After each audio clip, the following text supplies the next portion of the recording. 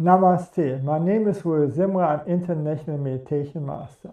Today I want to speak about what is shame. If you have two versions of yourself, you feel embarrassed when you don't live up to your own standards. You want to improve, so you create a better version of yourself. One version is how you want to be seen in public, on social media, at work, among friends. This is a version that tells everyone, I'm doing great. The other version is who you are in private. No show, no performance. This is a version with all the bad habits, the anxieties, the fears, and both beneath it all, there's often a small voice that just wants to be authentic. You see this with Lady Gaga. No? She has two personalities. She makes shows, and when she gives an interview, she's totally honest. Because the other version is just the show, and she wants to be authentic. Okay?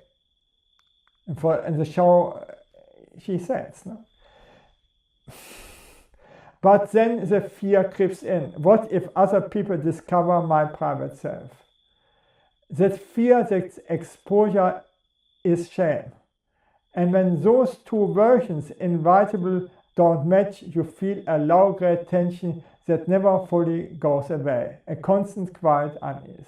We all make mistakes. No?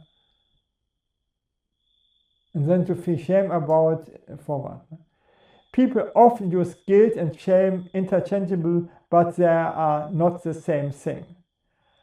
Guilt is I did something bad.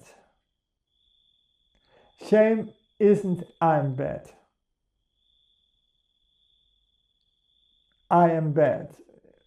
Shame is a belief that if people really knew you, they would reject you.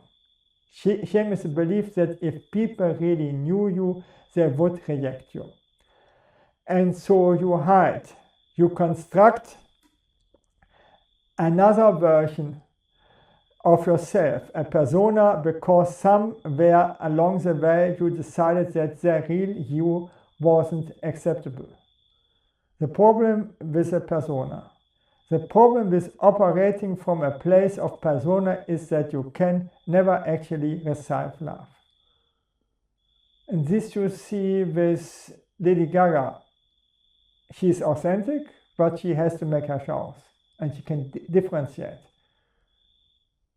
If you make it so, you can be a great salesperson, and privately you are totally honest.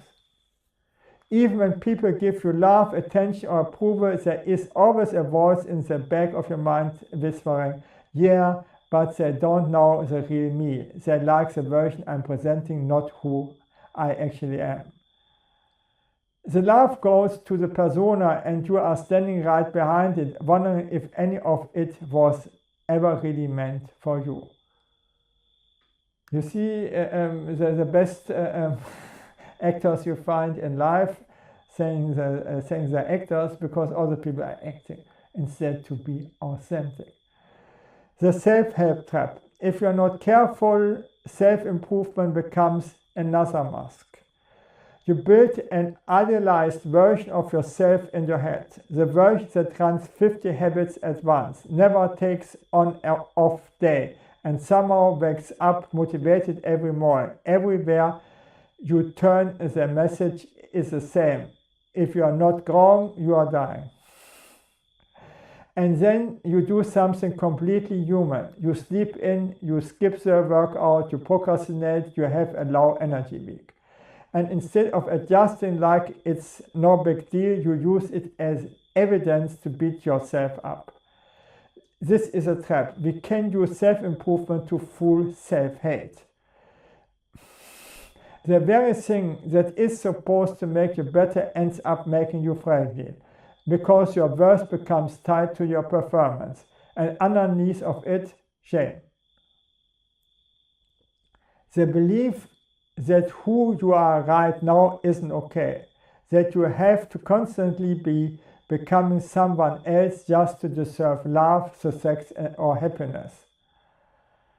The real solution, the solution to all of this isn't more self-improvement, it's more self-acceptance. It's more self-acceptance. If you want to heal something, you have to accept your disease, your bad moods. And only then you can change.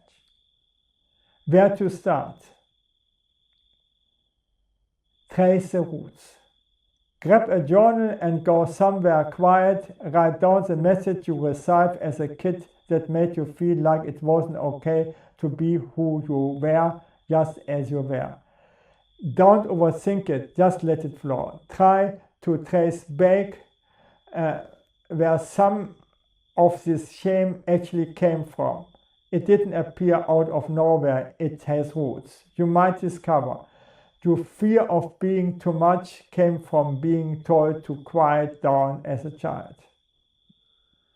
You need to always have a joke ready came from learning that humor kept the peace. You need to always have a joke ready came from learning that humor kept the peace.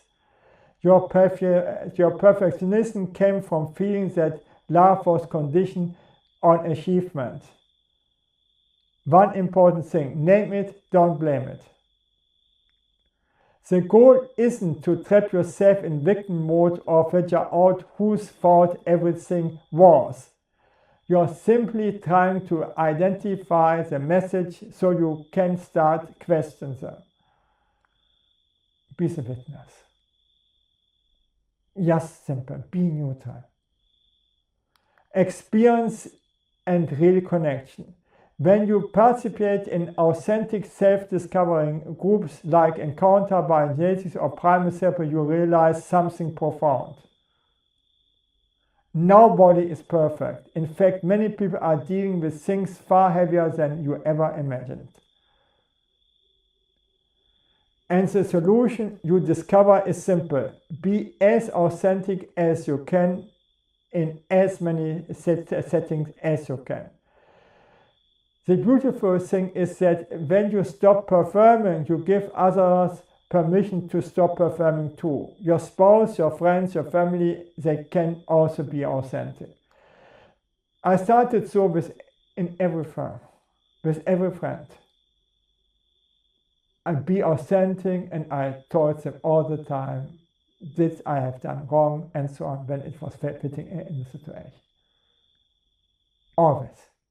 I tell my mistakes, what I have done wrong, always. And then we get a connection in the group.